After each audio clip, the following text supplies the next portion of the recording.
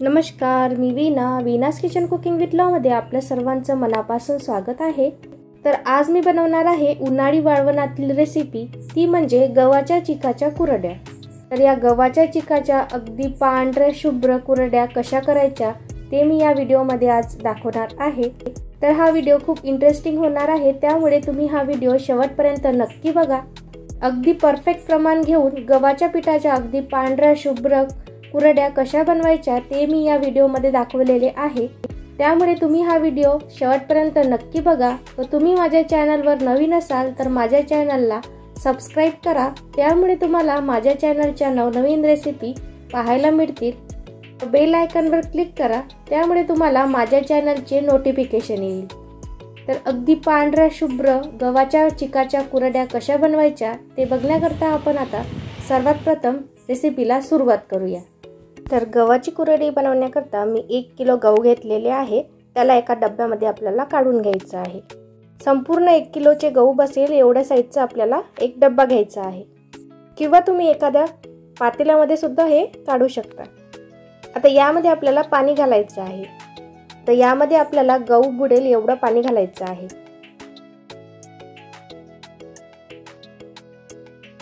आता या गव्हाला रात्रभर पाण्यामध्ये भिजत ठेवायचं आहे।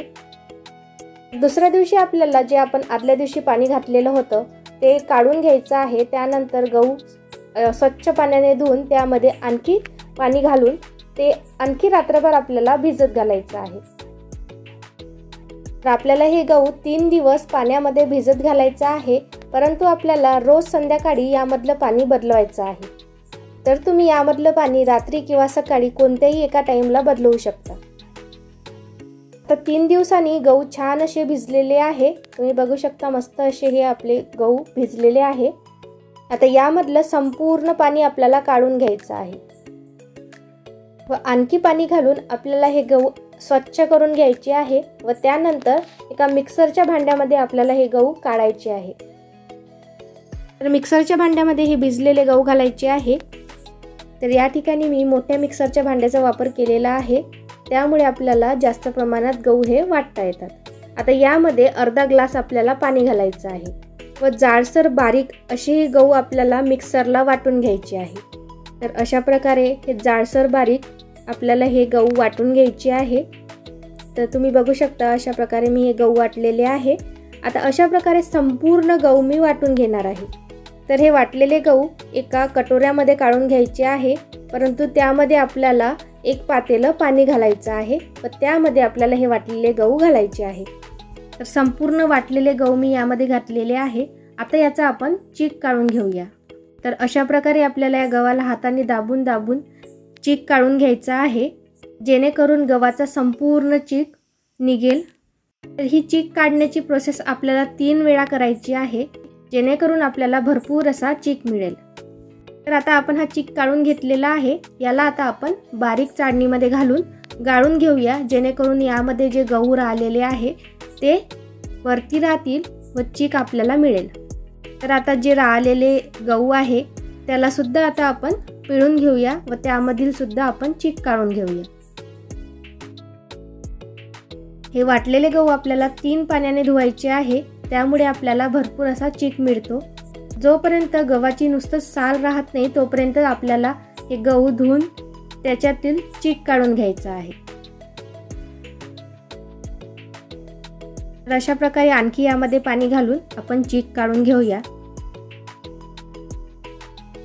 तर यामध्ये पाणी टाकल्यानंतर हे गहू अशा प्रकारे हाताने चुरायचे आहे, त्यामुळे छान असा चीक निघतो। तुम्ही बघू शकता भरपूर असा हा चीक निघालेला आहे। याला आता आपण पाणी गळाच्या चाळणीने गाळून घेऊया, जेणेकरून यामध्ये काही गहू वगैरे राहिले असेल तर ते निघून जाईल। तर आता हा गाळून घेतलेला चीक आपल्याला रात्रभर झाकून ठेवायचा आहे, जेणेकरून त्यामध्ये जो चीक आहे तो खाली तळाला बसेल, त्यामध्ये जे जास्तीचे पाणी आहे ते वर येते।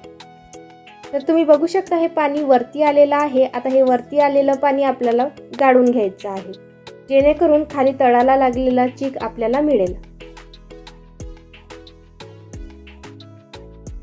संपूर्ण पाणी गाळून घेतल्यानंतर आपला हा चिक तयार आहे. याच्या आता आपण कुरड्या करायला घ्यायच्या आहे. तर साधारण 1 किलोच्या गव्हामध्ये आपल्याला 2 पातेलं म्हणजे 4 ग्लास चिक निघालेला आहे. तर आता आपल्याला थोडासा चिक एका पातेल्यामध्ये काढून घ्यायचा आहे. जेवढ्या चिकाचा आपल्याला कुरड्या करायच्या आहे तेवढा चिक आपल्याला काढून घ्यायचा आहे.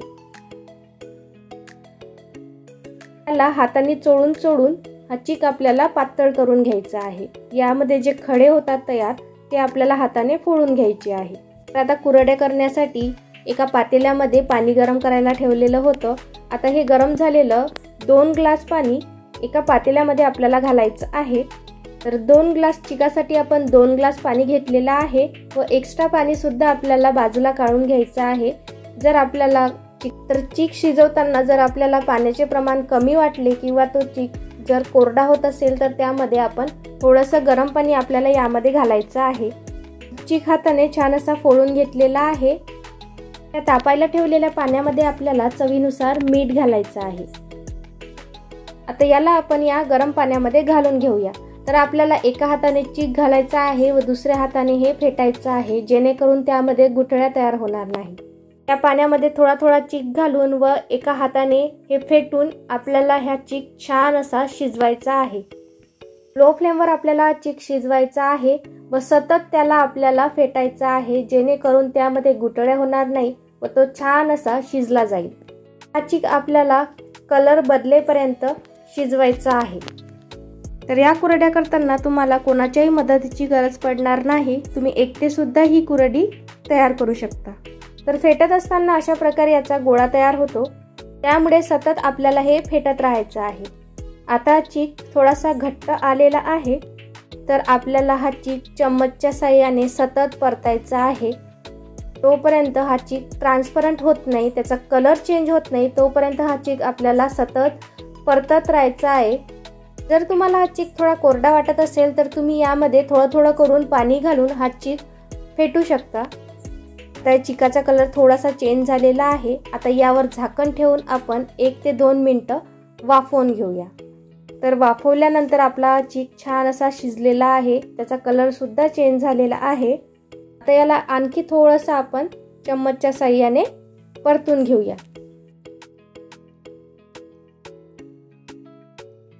आता हा चिक परतून घेतल्यानंतर यावर आणखी 1 मिनिटभर झाकण ठेवून हा चिक थोडासा आपण शिजवून घेऊया. आता हा चिक शिजलेला आहे. आता आपण गॅस बंद करून यावर झाकण ठेवून 1 मिनिटभर याला वाफवून घेऊया. तर आता आपला हा चिक शिजलेला आहे. याच्या आता आपण कुरड्या काढायला घेऊया. बारीक छिद्र असलेलं सोऱ्याचं पातं या ठिकाणी घेतलेलं आहे. मी हे पातं शिवून घेतलेलं आहे, त्यामुळे कुरड्या ह्या छान अशा बारीक पडतील. ज्या ताटामध्ये आपण कुरड्या घालणार आहोत त्याला सर्वात प्रथम आपल्याला पाणी लावून घ्यायचं आहे. जर तुम्ही डायरेक्ट कागदावर कुरड्या घालत असाल तर पाणी लावायची गरज नाही. तर आता मी हा चिक या सोऱ्यामध्ये भरणार आहे व याच्या आता आपण कुरड्या घालणार आहोत. तर या सोऱ्यामध्ये जेवढा चिक बसेल तेवढा आपल्याला यामध्ये चिक घालायचा आहे. अशा प्रकारे आपल्याला याच्या कुरड्या घालायच्या आहे. तर तुम्हाला जाड कुरड्या घालायच्या असेल तर तुम्ही जाड छिद्र असलेले पाते सुद्धा वापरू शकता किंवा तुम्ही बारीक कुरड्या सुद्धा घालू शकता. परंतु आमच्या विदर्भामध्ये बारीक अशा कुरड्या करतात, त्यामुळे आम्ही या कुरड्यांचं पातं हे बारीक वापरतो. तर मराठवाडा साईडमध्ये मोठं छिद्र असलेलं पातं वापरतात, त्यामुळे त्यांच्या कुरड्या मोठ्या असतात व तळल्यानंतर त्या खूप जास्त अशा फुलतात. परंतु अशा प्रकारच्या जर माझ्या पद्धतीच्या तुम्ही कुरड्या केल्या तर चवीला अतिशय उत्तम लागते आणि परफेक्ट असा चिक निघतो. अशा प्रकारे संपूर्ण कुरड्या मी घालून घेणार आहे. संपूर्ण कुरड्या घालून झालेल्या आहे.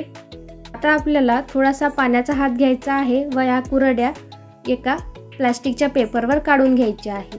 पाण्याचा हात घेतल्यामुळे या कुरड्या मोडल्या जात नाही व पद्धतशीर आपण या कागदांवर वाळू घालू शकतो.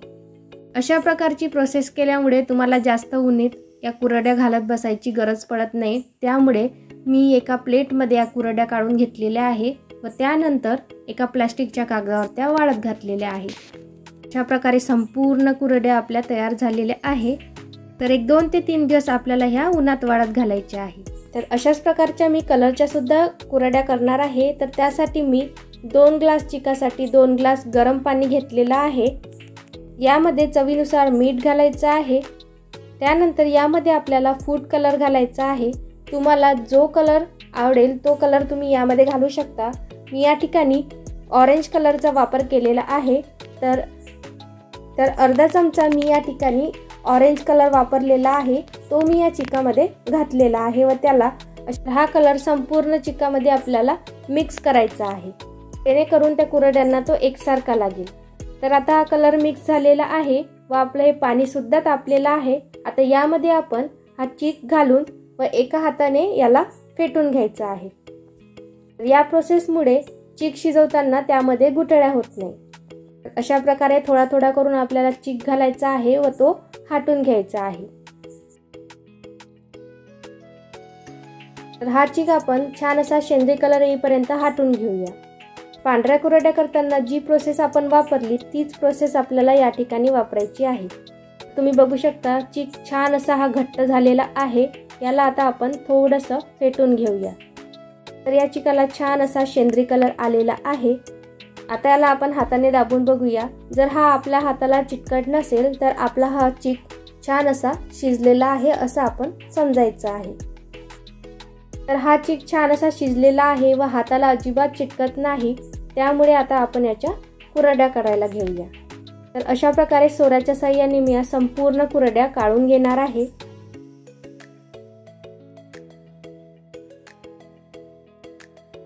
तर मी या संपूर्ण कुरड्या काढून घेतलेल्या आहे व त्याला उन्हात वाळत घालायचं आहे। अशा प्रकारे या संपूर्ण कुरड्या आपल्याला 1-2 ते 3 दिवस कळकळीत उन्हात वाळून घ्यायच्या आहे।